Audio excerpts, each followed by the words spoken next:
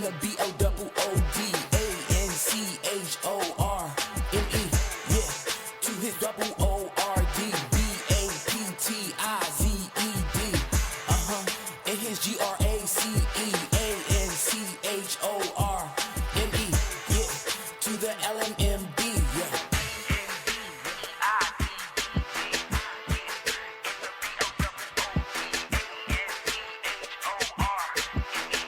Welcome back, everyone. Welcome back to Baptized and Clueless. I'm your host, Yusuf, with my co-host, Wesley. Wesley, how are you doing today, man? Yeah, I'm doing all right, Yusuf. You know, I got to come up with a new way to introduce you. I keep saying the same thing. I got to find something else. How you doing, bro? Brother, what's up? And I keep saying the same thing as well. Right? But I prefer that. I don't want to hear you say something different and be like, oh, what's wrong, Wes? Oh, no. So I'm good with that. Glad you're doing good. We're joined here today by a special guest, a new brother to us, and we're getting to know so much about him. Our brother's name is Teriek. Teriek is an avid movie watcher. He's also a voiceover actor that's coming into the realm, and he's impressed us with that alone. When he opened up the door to that one day, and he practically did a whole dialogue between two characters for a scene of Spider-Man. Blown away. Blown away. You think the man was reading the script? It was off the top of his head. So he's obviously got some sort of photograph from memory. Right? He's been walking his face for a while. He's a married man. He's here to share his story with us. Can we welcome everyone? Teriek, welcome to the show. Thank you. Awesome. So just make sure you get a little close to the mic so we can hear you clearly, because you don't want to miss one syllable. Teriek. Can you now? Yes, we can. Yeah.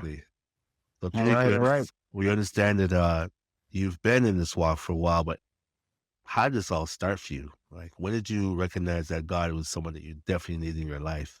What was the early days of Teriek like? Well, the early days of Teriek was just a regular guy, just trying to find himself. And to be honest with you, I actually walked away from him.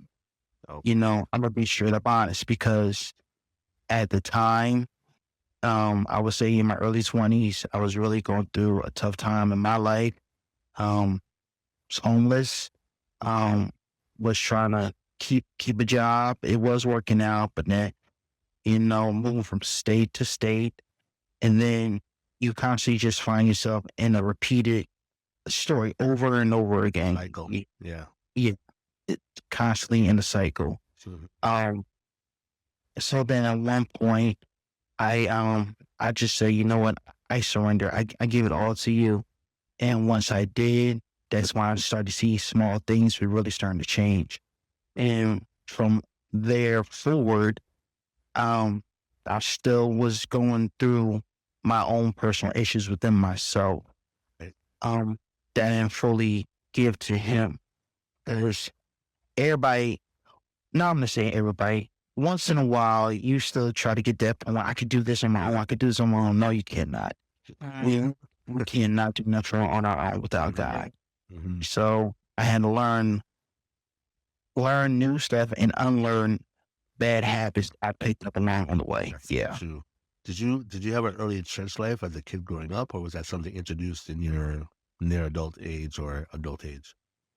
Oh no, I was in the church a lot as a kid. Growing up, I was in the kids choir. Then, once I got to a teenager, started becoming into the adult choirs.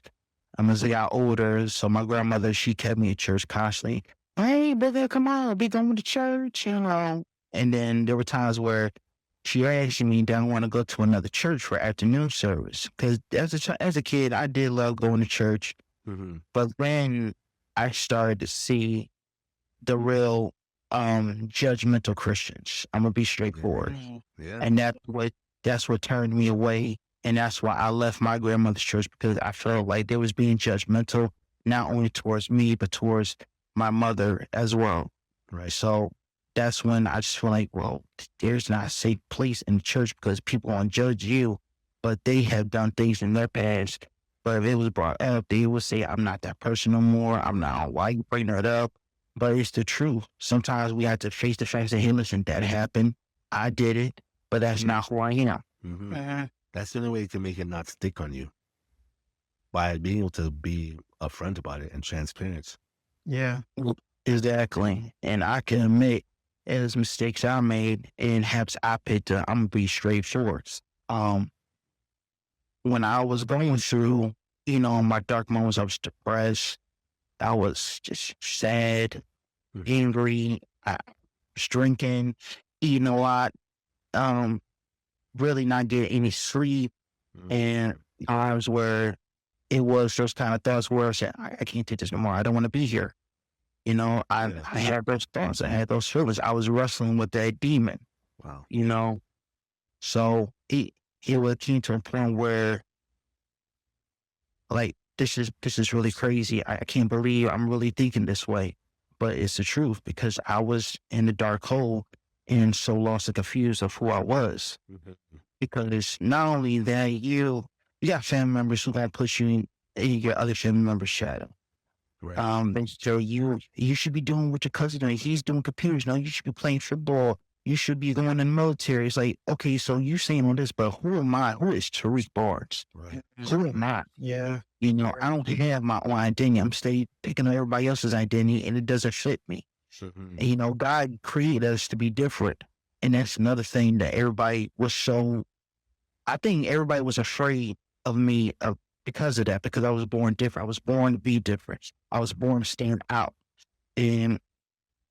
And honestly, I could say I am the black sheep of the family and I accepted that. And that's cool because at the end of the day, let's be honest, no matter what anybody was doing, they always called me for help to watch the kids, to help them with moving inside a new house or help them do this or do that. Let's be for real. Didn't nobody else call nobody in the family but me. Uh, That, hearing you say that, it's like, I see two sides. Like, black sheep don't help people. Black sheep Mhm. are outsiders and no one relies on them, but you actually were a reliable person and they can still call on you, but didn't treat you Yeah. as someone who's reliable. That's a shame. Exactly. Exactly. And that's why today I can seriously say I live my own life. I'm happy in my own life. I'm at peace with my life. I'm happily married. And also I like to think shout out to my wife, Mrs. Barnes, Mrs. Tia Barnes, Shout out to Miss Barnes. that's my beautiful wife. You know, with her, with our relationship, we started off good, but then things started to get real rocky because Mhm. of me, because of me. Yeah. I'm gonna stay here and say and be honest, it's because of me, because I didn't know how to be a man in a relationship because I didn't see how it was supposed to be because my mom, she didn't have the relationship.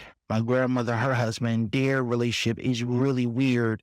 How you live in a whole nother state and he live in the house that you was paying the bills, Mm. and he was out of work. So Oh. I didn't know how to do that. And then with my father, you know, he had some bad habits too. And I picked that from both my mom and my father. Right. Yeah. And that almost caused us to lose our relationship. But I pray to God, say, God, please change me, renew my heart, renew my mind, renew my spirit, change me to the person that you created me to be. Bring out the real Teriek. I'll probably get back to where he needs to be. And through then, me and my wife, we worked through it. She had issues of her own, but we both worked through our traumas together. And we went to couples counseling.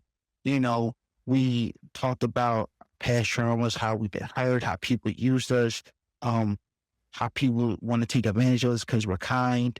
And, she helped me find myself again. Her and her mother. I thank them both. See, sometimes you can marry into the right family that people who are there to help. Yeah. It's not necessarily the one that you were born into sometimes, but that's good. So I know that you guys just got married, like, was it last month or top of this month? Top of this month. Trying to remember. It was in April 26th. Okay, last month. So when you did the whole couples counseling, this is before you guys got married. Yes. Wow. I see everyone does the work that I've known, at least, including myself, done the work after the fact. Mm. The fact that you guys were transparent enough to really face on the things that you need to change or to at least reflect upon, that's really good. That's Yeah. really good. Yeah. Yeah. So in your walk, in your faith walk with God, when do you believe was there any particular event that was the actual turning point for you to bring you back or to get you on the right track, at least to put in the proper effort? The point where it really this walk with God had a turning point for me to really get back on the path he had planned for me was to actually realize that um to be honest, it's so many ways, but the number one way I say is when um I saw the look in my wife's eyes where she said to me, "You have changed so much," and she told me to my face. She said, "You're not thinking of self-sabotaging anymore. You're not trying to find a reason to leave a relationship. You are becoming a better, stronger, a healthier man." You know, and even my mother-in-law said that. She said, your feelings are sad because you have found yourself because of your manhood. You found your manhood and they can't accept it. And which is the honest truth because I always was under their thumbs. I always begged for attention. I always begged for them to notice me that I was here. And it made me do stuff I didn't want to do. I stopped doing martial arts to play football so my family could notice me. I stopped playing video games to try to get into, try to go to the NFL. I did stuff that wasn't even meant for me because I did it for exactly to please everybody else, but not to please myself because martial arts was my first and always been my first love. And then, but the voice acting, even my elementary school teacher, she told me I should have done that. She was impressed. So those are two things that I walked away from just to please everybody else, but not to please myself, but most of all to please God because He gave me those talents for a reason and to walk into a purpose. And I don't say I regret it. I say that, it was a wake up call as I got older and as I started really understanding myself and finding myself. I feel like things supposed to happen for a reason for me to understand, hey, listen, this is who I created you to be. I created you to be different. I created you to stand out. I created you to go to a different lane from everybody else. Yeah. And I fully understand it now. Even with the music I used to listen to, I barely even listen to it anymore. I'm more into, I'm back into my R&B, my chill music and Christian hip hop and old gospel music. I'm back into that because that's where I was at first. Right. I did listen to, different kind of hip hop music and all that stuff. But what I learned about it also is when I was angry, it fueled my anger. That's right. It fueled, where I was just so frustrated with people. That's the first music I went to. I didn't listen to something that was going to calm me down. So now I also noticed when we was on our way to our tea party, to my grandmother's tea party, I noticed, I didn't say, hey, listen, put Ice Cube on. I said, no, I need to listen to some gospel music. I was thinking Ice Cube the whole time.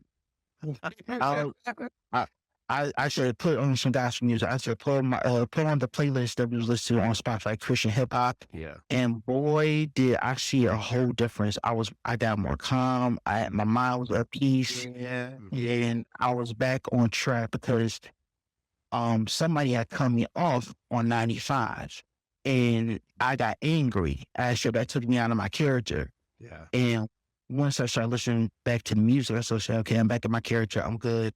I'm calm. I'm better now. So it's beautiful that your wife was able to reaffirm the changes that she's seen in you. That I'm sure that lifted up your spirits. I mean, having family, having someone that you love or care about, to be able to see that change in you, it really does encourage you to continue on the path. And if they see it, God obviously knows it because He knows all before we do. Yeah.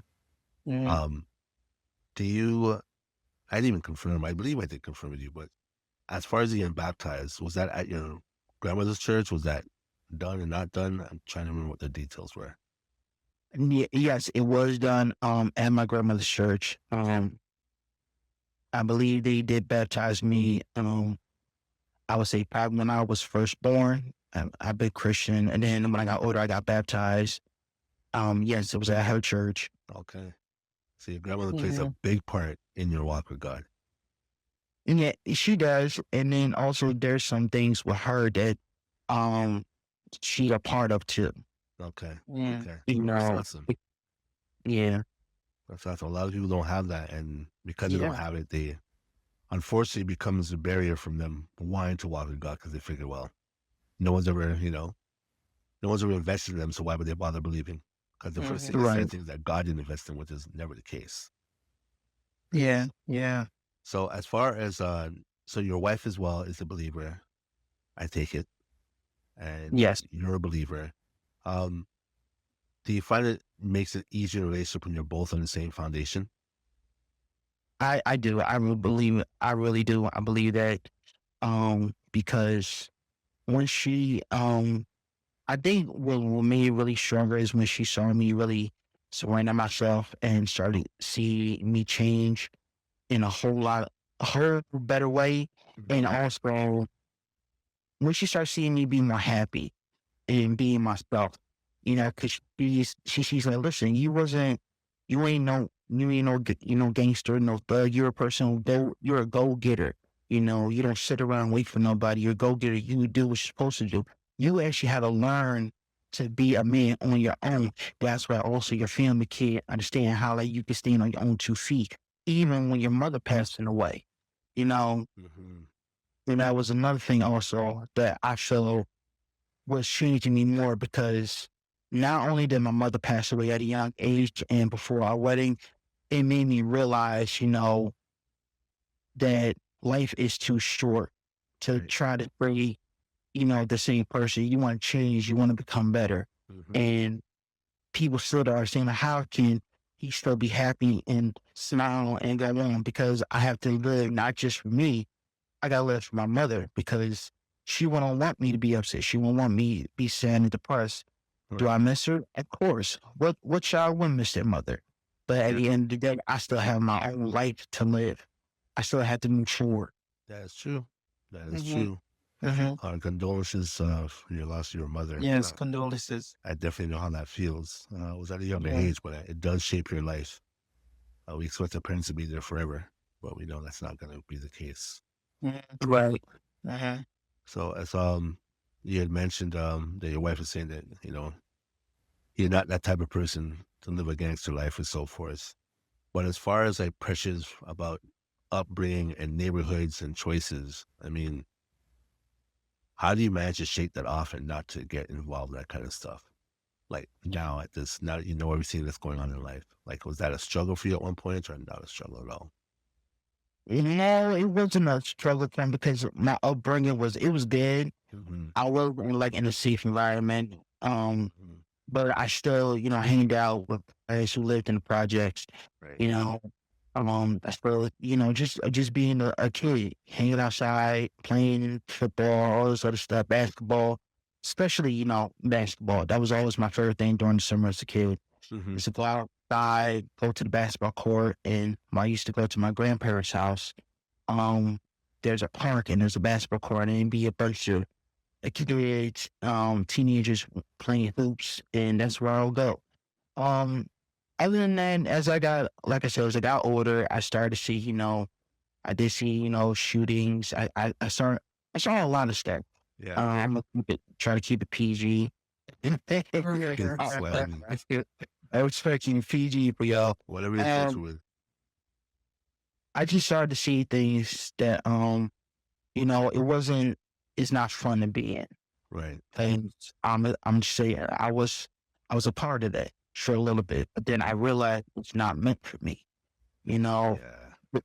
it's not meant for me because once you are desperate to do something, you do something because you're hungry, you need money, you need something trying to get you on your feet until you find something else to do, a more healthy Right.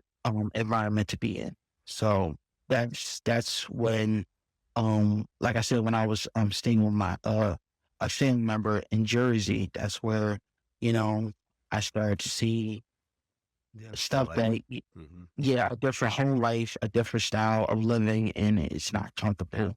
Yeah. And I figured, what, I can't do this. And that's what Alexa was telling. And I knew that was from God. He said, okay, listen, you want to try that? Go ahead. But I'll be here once you see Mhm. it's not meant for you. And when I did come back, I said, you was right. I said, thank you for showing me. Isn't it beautiful that he allowed us to see a peek of what it could be like, but then draws Yeah. us back enough to give us the opportunity to come back to him. Mhm. You had mentioned when you get desperate and you make certain decisions, and isn't that the thing? The enemy plays on that desperation. Right. And now that we know better, when we're feeling that kind of desperate, it's to lean on God, not on our own understanding. It clearly gives two different pathways, right? But it's funny how when we do lean on our desperation, which is leaning on our own understanding, we start trying to come up with our own solutions, and the enemy will put a lot of things in the pathway that you either choose poorly or just get caught up in before you even know it.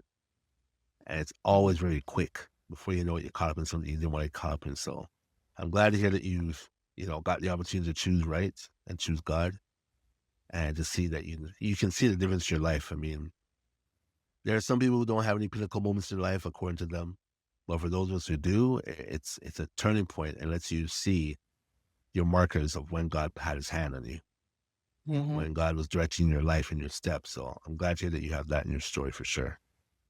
Yeah. Yeah. Right. So currently, as it stands right now, you've been married almost a whole month. No, today's a month, isn't it? Happy anniversary. Thank you. Look Oh, at happy that. anniversary. Wow. Look at that. Kudos to the sharp host. The one that was paying attention. Right. A little slow on the maths. He told us from, 10 minutes ago. I should have caught on to that. But anyways, um, back to your wife. Your wife, from what you told us, she comes across as someone who is, I want to say highly intuitive for lack of another term, but she's aware of God's surroundings. And do you find a comfort in knowing that someone who's following God, you can follow the directions when they get spoken to? Yes. Um, just like that. There was a time where it happened Friday. Um, we had a bad feeling. She said, don't drive the car. And I was confused. I was like, why? Why you say that? Just don't drive the car. I got a bad feeling. I'm like, why? Is something gonna happen to me in the car? Mhm. And he said, yes. And for a second, my mindset was, ain't nothing gonna happen to me in the car. Right. Hey, look, That's what what you I'm think? talking. What you think is going? I'm gonna be in an accident. I'm gonna get hurt. And she said, just please take an Uber to work and to her. I'll get you an Uber. And I said, okay, all right. And she texted me, asked me, are you mad at me? I said, no, I'm not mad at you. I just understand. I just have to understand the fact that Right. you Right. said, don't do it. Okay, I won't do it.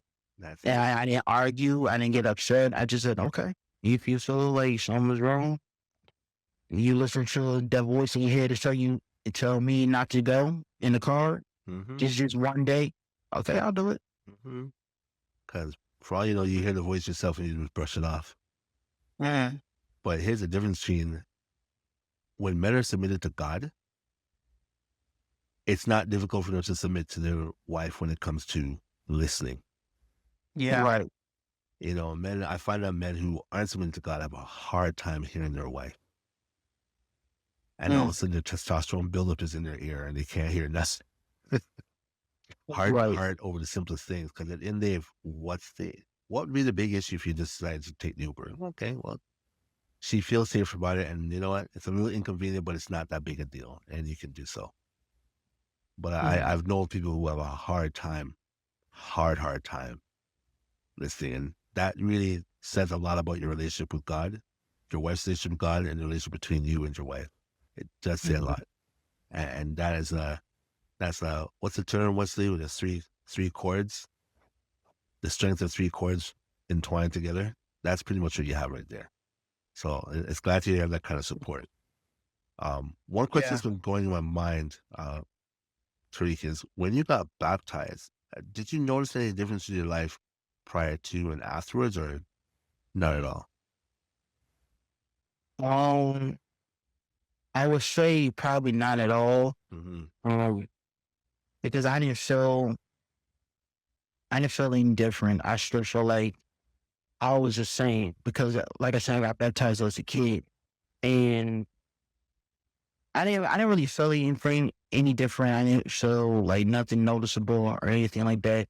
All I just know was at the preacher, Kashi kept coming to me. One of the guest preachers at my a long time ago, she said to me to my face, she said, "It's okay to be different. You are born to be different. It's okay to be different." And at the time, it didn't really comprehend what's me. And I didn't really understand, like, what do you mean it's okay to be different? Mhm. But now, 30 years old, I said, now I get it. Right. As I got older, I started to really understand what that preacher meant. It's okay to be different. It's okay to do your own thing. It's okay not to follow the trends that everybody's doing. Because nowadays, it's just the trend nowadays. It's horrible. It's just like y'all make it a model. You guys make this like it's the most important thing in the world. Because if you don't have it, you won't be able to live without. You won't be able to function. And seeing that and seeing how, especially with these kids nowadays, like y'all kids don't understand this yet. And then even with some adults, Yeah. and even with adults that have still had that mindset of, oh, I want this, I want that. It's like, no, you can't just, it's supposed to be given to you, you gotta work for it. Yeah. And that's why I really understood. And I started to see things more clearer now with, with music, with people, with a whole lot of bad unhealthy habits, I should say. Yeah. Yeah. And how it can affect your life. And it don't make you better. It just keeps you in the same loophole. Yeah. Yeah. It does. Yeah. It does. Mhm. Like that movie Groundhog Day. Definitely does. Right. Jeez. No, the reason I asked that question too is because I know for some of us, like after they got baptized, the attacks were like on, Mhm. like Yeah. just on, and it's like, I can't say everyone went through the same thing, but I know a few people. I've known people who, like, gosh, as soon as they came out the water, they were Yeah. attacked in church. Wow. Yeah. It's how this podcast started, to be honest with you. Yeah. The man said, fresh out the water. That's when it all started, right? Shout out to him. Shout out. Big time. Shout out Stefan. But Stefan. Yeah. at the end of the day, it's like, it's an experience people go through. So for those who do go through it, it's like, yeah, it can be a turning point in a lot of different ways. So I was just curious to see if you had the same thing, but no. God works differently with different people, and some people are at different stages in their life too. So I guess the enemy already knew you're already in. So Once you come out that water, you got that target on your back. Right. yeah, like a Nerf water gun, just on you. Jeez, I still gotta tell my story, but anyway, it's one of these days. Now, is there anything you'd like to any wisdom you'd like to partake to leave with us? I would like to say, just never give up on yourself. First and foremost, never give up on God, because He never gives up on you. Yes. And never, don't doubt yourself. Don't try to be somebody you're not. Be the person you're supposed to be. And most importantly, run your own race. Yeah, Everybody has their own race they have to run. Everybody's pace is different. You have to go at your own pace. Just because this person got more money, it doesn't mean you're not going to get the money that you want, but you have to run at your pace, because they might have done something that, it wasn't supposed to happen that way, but it did in our way. right. But if you run the race that God is telling you to run, He'll bless you in small ways and in big ways. Just run that race. Don't rush it. Don't jump ahead of Him, because if you jump ahead of Him, it's not going to work out. Trust me, it's not going to work out, because I've done that so many times and it hasn't helped. Yep. It hasn't helped. So now I'm running at a race that I'm supposed to be at. This was a race and a pace I'm supposed to be at. And when I'm doing this, and now that I really see it, I'm getting blessings that are supposed to happen. Not because Everybody want to rush you. Say, here, listen, you need to get this job. You need to get this career. You need to get that. You need to get that. You need to do this. No, I don't need to do all that because what's that going to accomplish? That's not going to accomplish nothing. That's going to just rush stuff, and then I'm not going to be happy. If you want to be successful, why don't you be happy while being successful? But if you rush to your success, it's not going to feel the same because you felt rushed. People out there like that. You're so right. Ton of miserable feel like that. That's so true. Yeah. Yeah. So true. But that's good. That's good, Teriek. That's so good what you said, man. Yeah. Your race is not my race. The only thing we all have in common is to serve God. How we do it, that's all in his plan. And he gives us different talents to go ahead and do that. Yeah. Yeah. Right. Teriek, I want to thank you so much, man, for taking the time to speak with us today and tell us about Thank your you, story. Teriek. Yeah. No problem. No problem. Thank you for having me. No, I appreciate it big time, man. But thank you all again for joining us, and we will speak to you all again shortly. Take care. Peace out. Yes. See ya.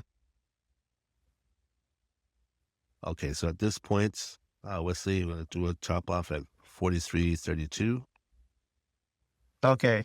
And Teriek, because we're in live, that's why I have to. Oh yeah, I don't have to worry about the thing. It'll just tune on its own. So when I press end, it should be done. I don't think it'll do the success thing, right? No, it won't. No, it won't do it. All right, Yeah. cool. So when we end this week, that's it. We'll have this recorded, and we'll probably have this running by next month. So give it a few weeks for us to have this up. In the meantime, you can listen to the other shows. Ha ha ha. Okay. All right, but thanks again, man. I really appreciate this big time. Yes, thank you, Teriek, man. You should have you on for a topic if you're ever interested. Okay. All right. See how easy it was? Yeah. All right, not painful. And you got to choose how and where you want to tell your story. So you see, that's how it works. Right. But once you do your interview, you just do your interview once. From now on, it's a story. If you want to, not story. From now on, if you want to get on a topic, I can send you a list of topics. You can let me know which one you're interested in. You can get on with the two of us. Sometimes it may be four of us all together, but we'll see. Okay. All right, Teriek. Thanks, man. Enjoy your holiday. No problem. You too. All right, take care.